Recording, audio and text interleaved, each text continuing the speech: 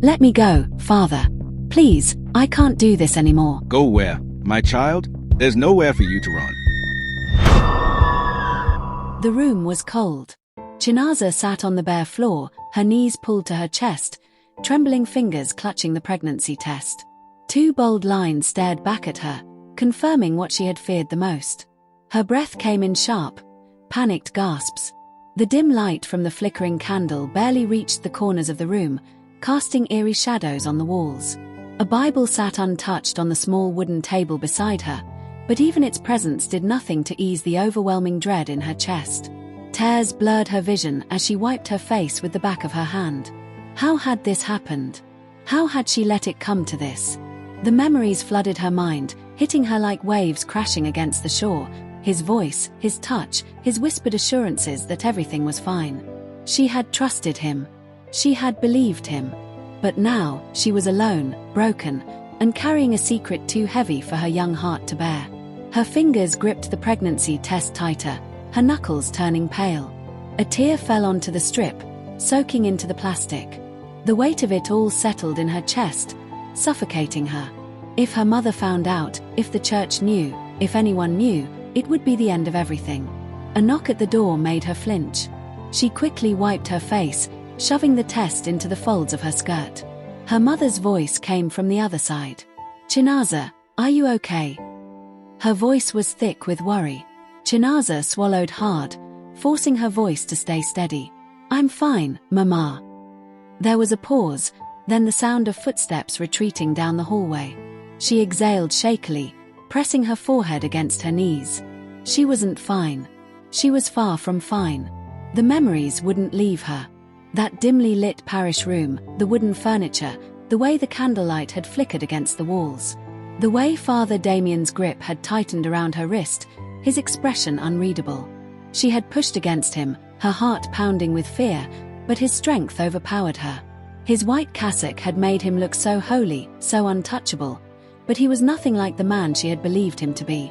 Chinaza's hands trembled as she buried her face in them. No one would believe her.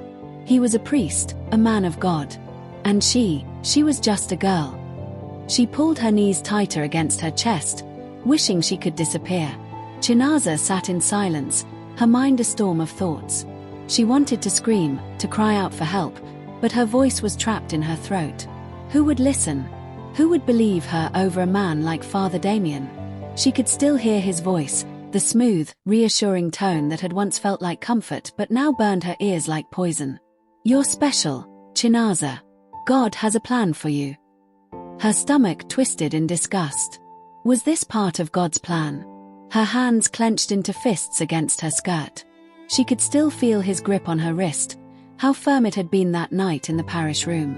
She had tried to pull away, tried to run, but he wouldn't let her. The candle had flickered on the wooden table, casting long shadows on the walls, making the whole room feel like a trap. Tears welled up in her eyes. Why didn't I scream? Why didn't I fight harder? She could almost hear the voices of the congregation, whispering, judging. They would call her a liar. They would say she seduced him, that she was a Jezebel trying to ruin a holy man. No one would care about the truth. Her mother's voice rang in her head. "Chinaza, you must always respect men of God." Chinaza let out a shaky breath. If only Mama knew the truth.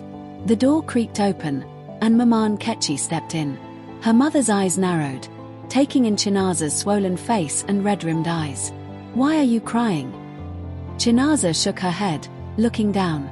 "It's nothing, Mama." Maman Kechi's gaze landed on the crumpled fabric of Chinaza's skirt. "Stand up." Her voice was firm, no room for argument. Chinaza hesitated but obeyed. As she rose, the pregnancy test slipped from her grasp and landed on the floor with a soft thud. Time slowed. Maman Kechi bent down, picked it up, and stared at it. Silence filled the room, heavy and suffocating. Chinaza could hear the rapid beating of her own heart. Maman Kechi's lips parted slightly, her brows knitting together. Then, her entire face contorted with rage. A sharp sound echoed through the room. Chinaza's head snapped to the side, her cheek stinging from the impact. Her braids flew across her face, and fresh tears spilled from her eyes. "You're pregnant." Maman Ketch's voice trembled with disbelief. Chinaza, answer me. Chinaza could barely breathe. Her throat closed up, her body frozen in place. Who did this to you? Maman Ketchi demanded. Who ruined my daughter? Chinaza opened her mouth, but the words wouldn't come. Her lips quivered as she tried to form the name, but fear gripped her tongue. Maman Ketch's chest rose and fell rapidly, her hands clenched at her sides. I asked you a question. Chinaza's shoulders shook. Her mother had always been strict, but this was different. The betrayal in her voice, the sheer disappointment in her eyes, it was unbearable. Father Damien, Chinaza finally whispered, barely audible. The words hung in the air like a curse. Maman Ketchi took a step back, her face unreadable. What did you say? Chinaza swallowed the lump in her throat. Father Damien, he's the one. Silence. Then, a laugh. A short, humorless laugh that sent a chill down Chinaza's spine. You're lying, Maman Ketchi said, shaking her head. How dare you say such a thing about a man of God? Mama, I'm not lying.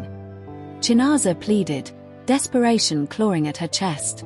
He took advantage of me. Another slap. This one harder. Chinaza stumbled, her vision swimming. You will not speak such nonsense in this house, Maman Ketchi hissed. Do you know what you're saying? Do you know how much disgrace you're bringing upon this family? Chinaza sobbed. Mama, please. I'm telling the truth. Enough. Maman Ketch's voice cracked like thunder. She turned away, gripping the pregnancy tests so tightly her knuckles turned white. You will go to the church tomorrow. You will confess your sins and ask for forgiveness. And you will never, never speak of this again. Chinaza felt her heart shatter into pieces. She had known no one would believe her. But hearing it from her own mother, feeling her own mother's hand against her cheek, was more than she could bear. Chinaza lay on her bed that night, staring at the ceiling, her body numb from exhaustion. The room was quiet, but her mind was loud, screaming with thoughts she couldn't silence. She had always found comfort in the dark, but tonight, it felt suffocating. Her mother's slap still burned on her cheek, but the pain in her chest was far worse. She had hoped, prayed, that Maman Ketchi would believe her, that she would hold her, cry with her, fight for her. But instead, she had called her a liar. A sob broke past her lips. How was she going to survive this? She turned on her side, curling into herself, her hands cradling her stomach. There was life inside her. A tiny, unwanted life that tied her forever to the man who had stolen her innocence. Tears soaked into her pillow as she whispered into the darkness. God, are you listening? Silence. She pressed her fingers into her arms, digging into her skin, as if punishing herself would somehow make the pain go away. Sleep came in restless waves, nightmares creeping in every time she closed her eyes. The parish room. His grip. The flickering candle. His voice in her ear. She jolted awake before dawn, sweat dripping down her back. She couldn't do this. She couldn't stay here, suffocating under the weight of her mother's disappointment. She had to leave. Slipping out of bed, she grabbed a small bag and stuffed in a few clothes. She moved quietly, her heartbeat thundering in her ears. Her mother's door was shut, but the fear of getting caught made her hands shake.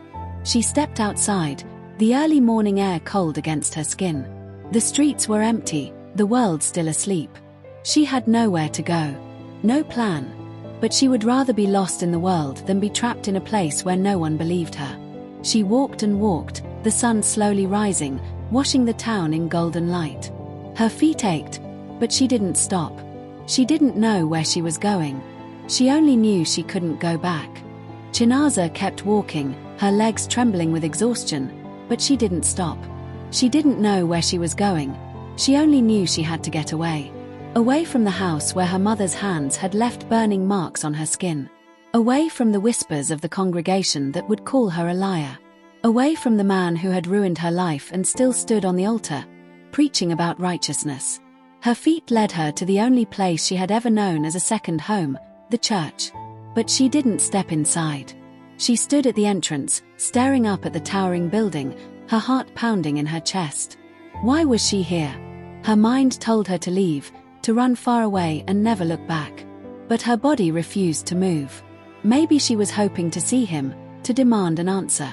Maybe she wanted to scream in his face, to ask why. Or maybe she just wanted someone, anyone, to tell her that she wasn't going mad. She took a hesitant step forward, but before she could enter, a voice stopped her. Chinaza. She froze.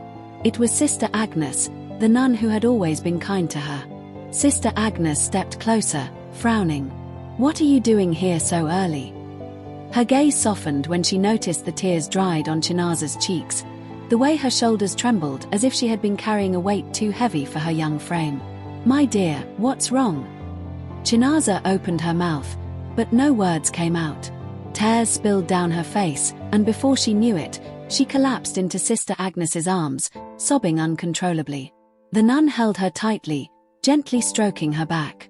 Hush, child, tell me what happened. For the first time since this nightmare began, Chinaza let it all out. She told Sister Agnes everything. The stolen trust, the night she couldn't sleep, the secret growing inside her, and worst of all, the way her own mother had turned against her. Sister Agnes didn't interrupt. She just held her, letting Chinaza cry until there were no more tears left. When Chinaza finally pulled away, wiping her face with the back of her hand, she whispered, "No one believes me." Sister Agnes took a deep breath, her face unreadable. Then, she cupped Chinaza's face gently, making her look into her eyes. "I believe you." Chinaza's breath hitched. She wasn't sure she had heard her correctly. "You do?" Sister Agnes nodded. "Yes. And you are not alone in this, my child." Those words broke something inside Chinaza. A fresh wave of tears poured down her cheeks, but this time, they weren't just from pain. They were from relief. For the first time, she felt seen. Chinaza clung to Sister Agnes as if she were the only thing keeping her from drowning. The weight on her chest felt lighter, but the fear still lingered. "What do I do now?" Her voice was small, fragile, as if she were afraid of the answer. Sister Agnes sighed, holding her hands. "We will not let this go unanswered, my child. But you must be prepared. The truth is not always welcomed, especially when it shakes the walls of power." Chinaza knew what she meant. No one wanted to believe that a man like Father Damien could do something so evil. "But I don't have anywhere to go," Chinaza whispered. The nun squeezed her hands gently. "You will stay here with me. The sisters will protect you." Chinaza's lips trembled, and for the first time in days, she let out a shaky breath of relief. For the next few days, she stayed at the convent. The other nuns didn't ask questions, but they were kind to her. They made sure she ate, prayed over her, and let her rest. But she knew she couldn't hide forever. Then the storm arrived. It happened on a Sunday. The church was packed, the congregation dressed in their best, waiting for Father Damien to give the sermon. Chinaza stood at the back, her heart racing. Sister Agnes was beside her, a firm hand on her shoulder. "This is your moment," the nun whispered. Chinaza took a deep breath. She stepped forward, her legs weak, her body trembling. Gasps echoed through the church as she walked toward the altar. Her mother was sitting in the front row. Their eyes met, and Maman Ketch's face turned pale. Father Damien stood at the pulpit, his white cassock flowing around him, his golden cross shining under the light. His face remained calm, but Chinaza saw it, the flicker of panic in his eyes. She stopped a few feet away from him. The church was silent, the air thick with tension. Then, she spoke. "This man," her voice wavered, but she forced herself to continue. "This man did something terrible to me." Murmurs erupted through the congregation. Father Damien's face twisted into a practiced expression of confusion. "Chinaza, my child, what are you saying?" "I am saying," she said louder, "that you betrayed me. You hurt me. And now I am carrying your child." A sharp cry came from the front row. Maman Ketchi collapsed onto the pew, her hands covering her face. The church erupted into chaos. Some people gasped in horror. Others stood, shouting in disbelief. "Lies!" One woman screamed. "How dare you accuse a man of God?" "Tell us the truth," another man demanded. Chinaza's hands clenched into fists. "I'm telling the truth." Her voice cracked with emotion. "I didn't ask for this. I didn't want this." Father Damien's face darkened. "This is blasphemy," he said coldly. "This girl is trying to ruin me." Sister Agnes stepped forward then, her voice cutting through the noise. "She is not lying."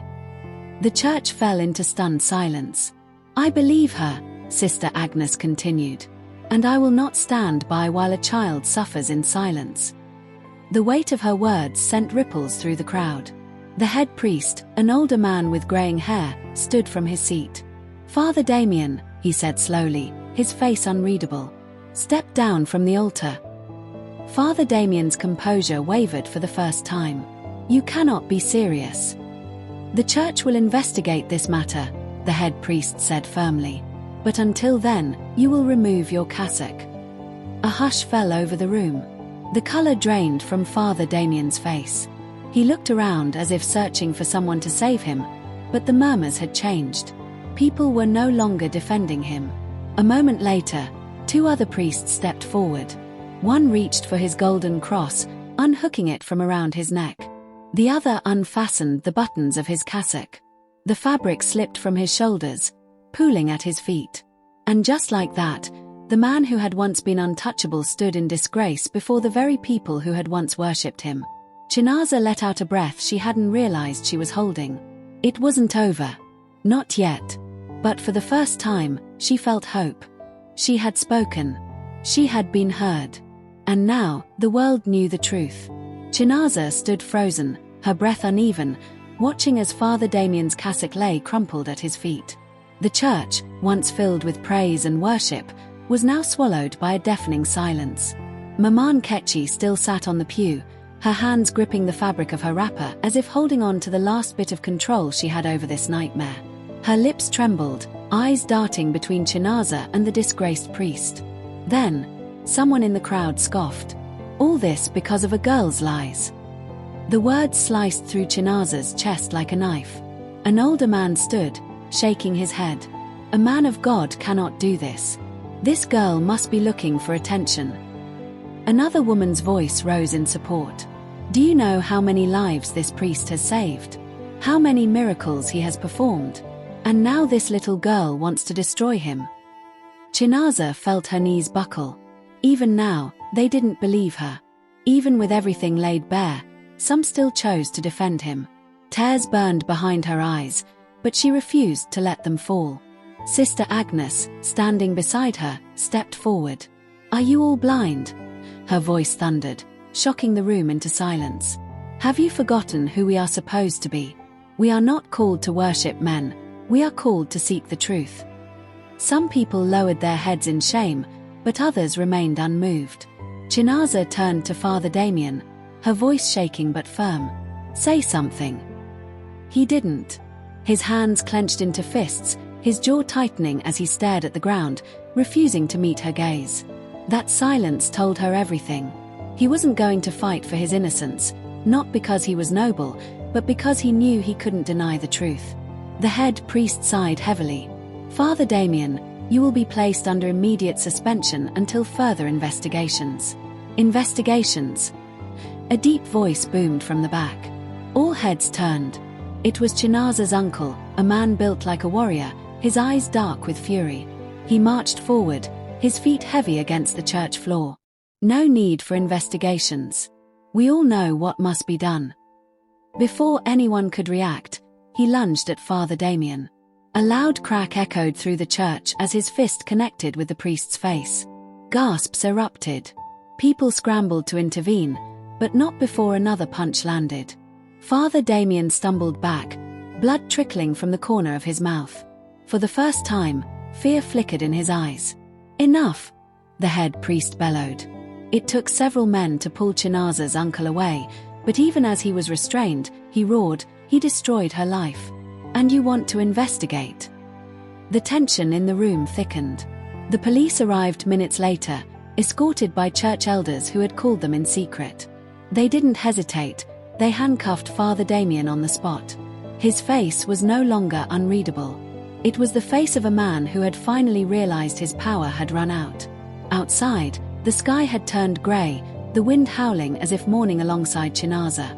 She stood in front of the church, her arms wrapped around herself, feeling the weight of everything sink in.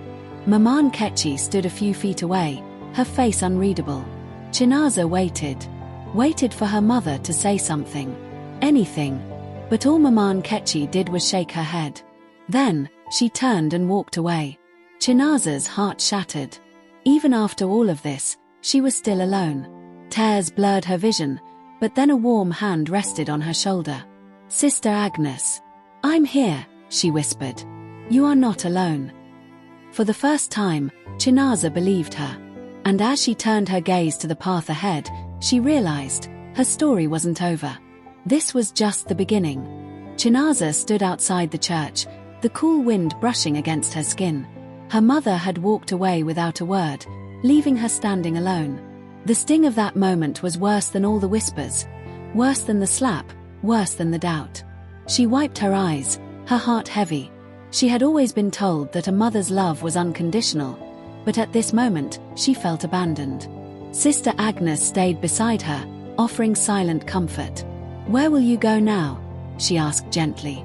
Chinaza shrugged. "I don't know." She had nowhere to go. Home wasn't an option, not when her mother refused to believe her. Sister Agnes sighed. "Come with me."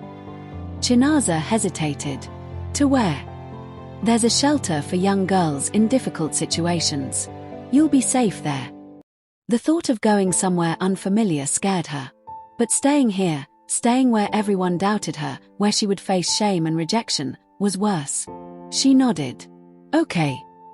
The shelter was a small but welcoming place, run by nuns who dedicated their lives to helping young girls in crisis.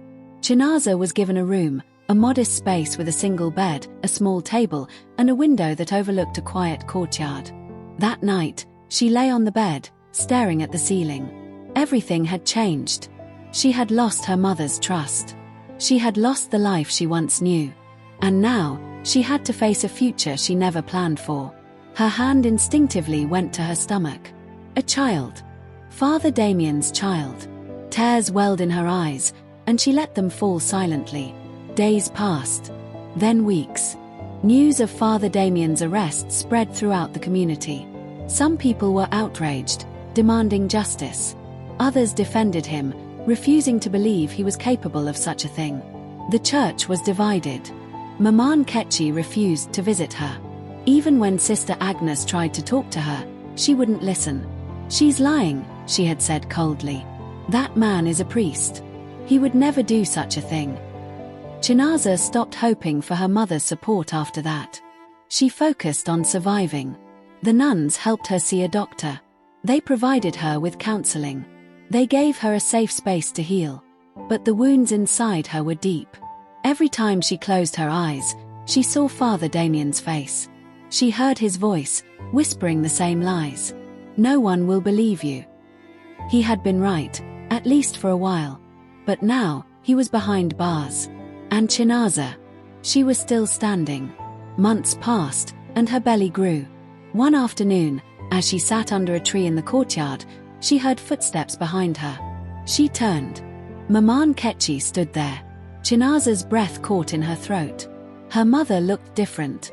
The fire in her eyes had dimmed, replaced with something softer, something uncertain. For a long time, neither of them spoke. Then, Mama Nkechi sighed. "I heard about the trial."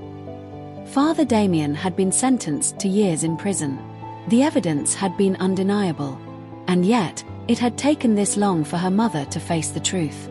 Chinaza swallowed. "And?" Mama Nkechi exhaled shakily. I was wrong." Tears burned in Chinaza's eyes. She had waited so long to hear those words. Mama Nkechi stepped closer, her voice breaking. "I should have believed you." Chinaza wanted to scream. She wanted to ask, "Why now? Why did it take so long?" But the words wouldn't come. Instead, her mother knelt beside her, taking her hands. "I can't change what I did. But I don't want to lose you." Chinaza searched her mother's face, looking for signs of insincerity. But all she saw was regret. A deep, aching regret. She closed her eyes, allowing herself to feel the warmth of her mother's hands. Forgiveness wouldn't be easy, but maybe it was possible. Months later, Chinaza gave birth to a baby boy. She held him in her arms, staring at his tiny fingers, his delicate face. For so long, she had feared this moment. She had worried that she would look at him and only see pain. But as she gazed down at him, all she felt was love. Pure, undeniable love. Her son wasn't a reminder of her past. He was her future. And as he wrapped his small hand around her finger, Chinaza knew, no matter what, she would fight for him. For herself. For her own happiness. Because she had survived.